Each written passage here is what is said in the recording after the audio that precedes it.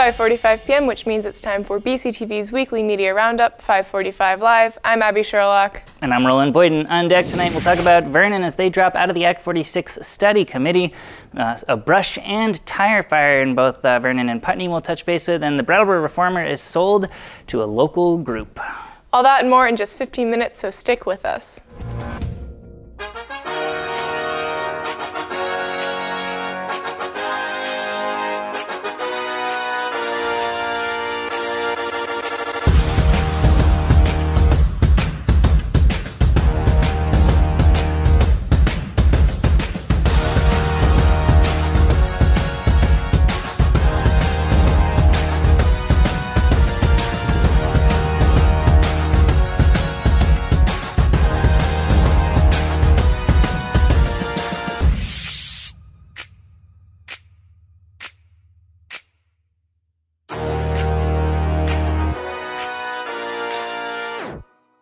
Welcome back to this April 29th, 2016 edition of 5:45 Live, but that will launch right into the headlines here. The Brattleboro Reformer announced Thursday afternoon that it and 3 other papers will be sold to New England Newspapers Incorporated starting May 2nd. The 4 investors, Frederick D. Rutberg, John C. Morris, Robert G. Weimers, and Stanford Libsey, all from Massachusetts, have, quote, promised to restore top-quality journalism to the town. Although this announcement came as a surprise to the community at large, the deal has been in the works for over 2 months, and the Reformer will be bought along with the Bennington Banner, Manchester Journal, and the Berkshire Eagle at a fair price.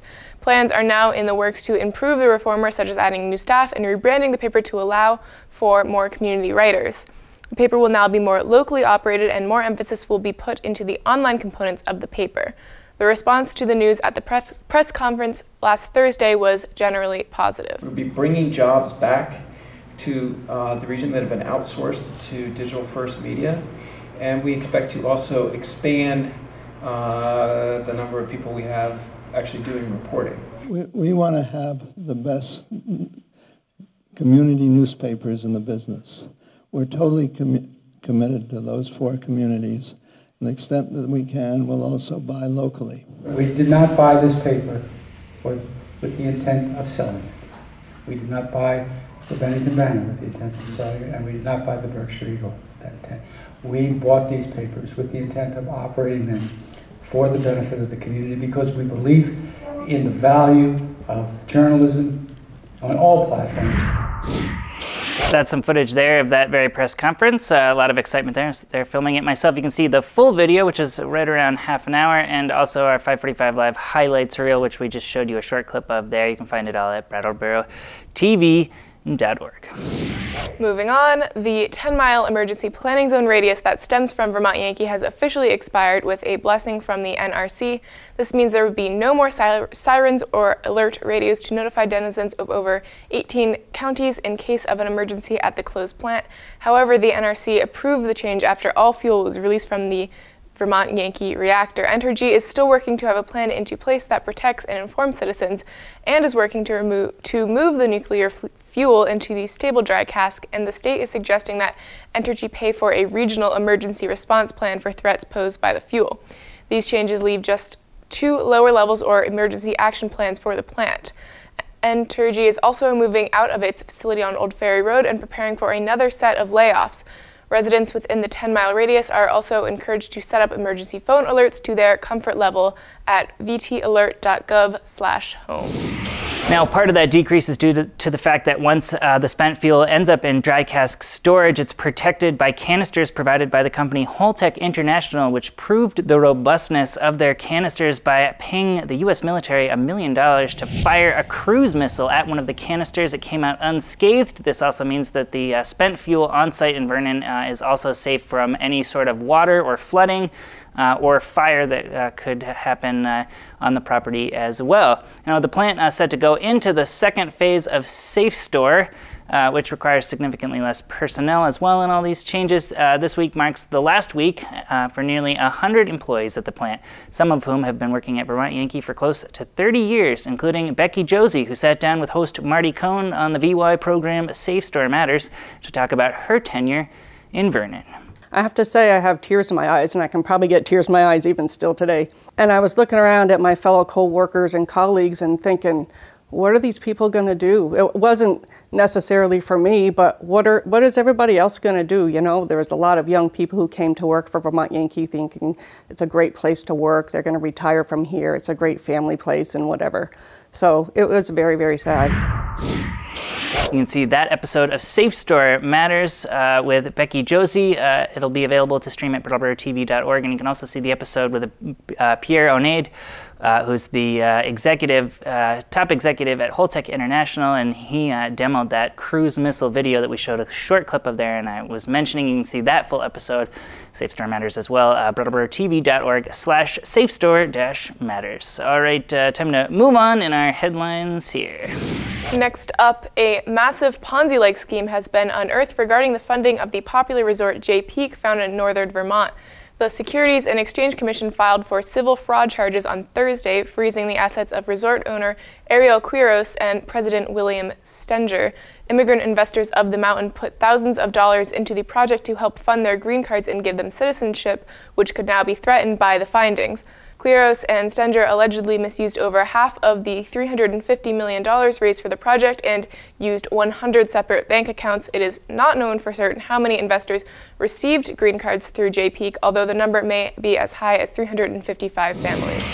Massive story there, and we'll keep you abreast of that as we find out more details there. A lot of state officials involved in that as well, so huge story unfolding for the state of Vermont. All right, moving on. Vernon Select Board members voted earlier this week to leave the Act 46 Study Committee after its executive session began. This now means that Vernon will not be able to vote on the proposed accelerated merger, a controversial issue that would bring all school districts in the supervisory union together and give taxpayers a break.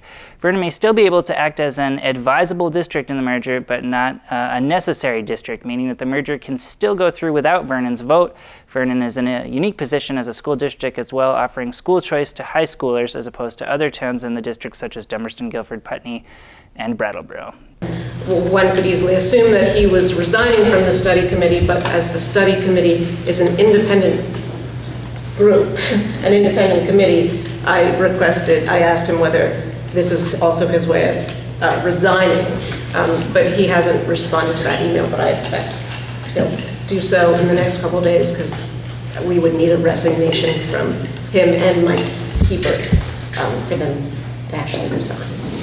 There's a clip there of the Act 46 Study Committee responding to some of the concerns brought up by Vernon School Board member Mike Hebert, who also sued them for access to their emails, so requiring each of the school board members to print out 10,000 emails for him to sort through, a story we covered on previous episodes of 545 Live. He has got the backing of not only the entirety of the Vernon School Board, but also the Vernon Select Board to pull out of the merger regardless of any tax implications. Speaking of Vernon news, a large brush fire hit Route 142 in Vernon on Tuesday. The fire came from a burn pile that belongs to Sersosimo, which has a state burning permit. The high winds rekindled the fire from last weekend and spread on Tuesday, requiring 25 to 30 firefighters to combat the blaze. It took about 45 minutes to end the fire, and there were no injuries. Now, speaking of fires, there was also a tire fire that happened in Putney this past week as well, and the students of Landmark College's broadcast journalism crew, Landshark News, were on hand to gather this clip. Let's take a look. Late morning on April 25th, 2016, a fire started at 618 Bellows Falls Road in Putney, Vermont. People have noted that the clouds from the fire were able to be seen by exit 3 on 91 near Brattleboro. Putney's fire chief, Thomas Goddard, said the fire was started from a well pump cable. The fire was quickly put out and is still under investigation. That's just a short clip from Landmark Broadcasters and their Landshark News program, which you can find at brattleboro.tv.org, and they're working on a brand new news episode in the coming weeks that will include that piece on the tire fire in Putney as well. All right, next up, over the last few months, large quantities of sand and road salt from the town garage have been stolen in Townshend, prompting the town to install security feeds on the property, something that has already yielded them footage of one of the local residents' trucks in particular, evidence they played for the public at this week's regular meeting of the Townshend Select Board as a warning to other residents to steer clear of taking the dirt without permission. This is a video that was captured with the with the sand. town garage? we need to make everybody aware that there is security out there at the town garage. There are cameras. And if we can identify and we can figure out who these people are that are taking resources and or illegally dumping, we will be going after them. Moving on, the stairwell on the east of the Transportation Center in downtown Brattleboro will be closed starting May 2nd for replacement, and the alleyway between 77 Flat Street and 64 Elliott Street will also be closed to make room for repairs. The project is expected to take no more than a month, and parking will not be affected, but pedestrians are limited to either the elevator or the western stairwell. Any questions can go to the town manager's office at 802-251-8151. Here's a quick clip now of Town Manager Peter Elwell talking about the original issues, structural issues, including cracks in the wall that were found at the parking garage. There are some spaces that have been blocked off at the transportation center, some parking spaces at the upper level there because of some cracks that we've noted in a wall. They give us some concern, but we don't really understand the full magnitude yet of the situation, and so we have hired an engineer to go out to take a further look. And before we launch into our calendar, we'll head north for our State House coverage and talk legalization for a moment. Now, despite the large public support, Vermont is behind in the bill to legalize marijuana, something many believe is due to Vermont's lack of voter referendum.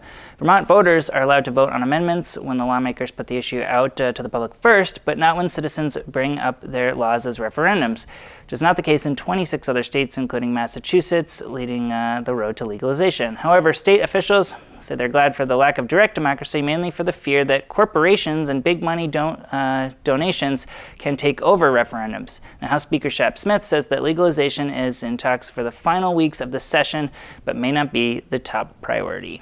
And then it's time to launch into our BCTV video calendar, which is all sponsored by the Brattleboro Savings and Loan, as their contributions to BCTV each year help fund our weekly look at area upcoming events. We're going to start with the Slow Living Summit, which is going on as we speak down at the River Garden, and we'll wrap up tomorrow with a full day of breakout sessions, plenaries, and a closing keynote with gubernatorial hopeful Matt Dunn.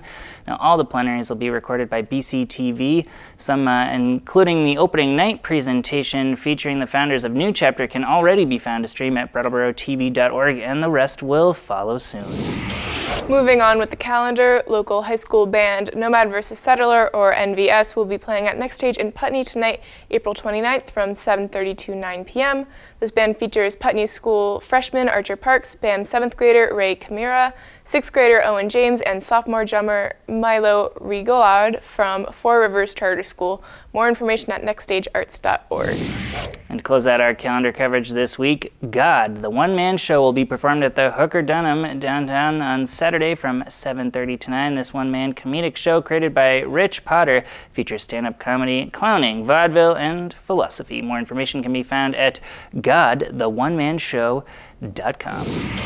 And before we end the show tonight, a quick look at this weekend's weather, courtesy of the high school's morning news advisory broadcast crew, BUHS TV. On Saturday, though, you see the sun's got his sunglasses on because it's going to be a high of 63 and a low of 35. And you know what that means? It's above 60. And then Sunday, it stays above 60 with a high of 62. This sun is very happy as well. Slightly terrifying. Low of 38. Still not below freezing. Nice. We got 3 days in a row. All right, that does it for another edition of 545 Live. Thanks for checking in with us. We'll be sure to see you next week right here on BCTV Comcast Cable Channel 8 at 5:45 p.m. Eastern Time. In the meantime, thanks for watching. We have all been blessed in Yankee. From seeing your bright smile in the classroom to hearing your amazing laugh along the hallway, they have brought pure joy to everyone Yankee. With that, it is my pleasure to induct Crystal Long into the Mary Gannon Chapter of the National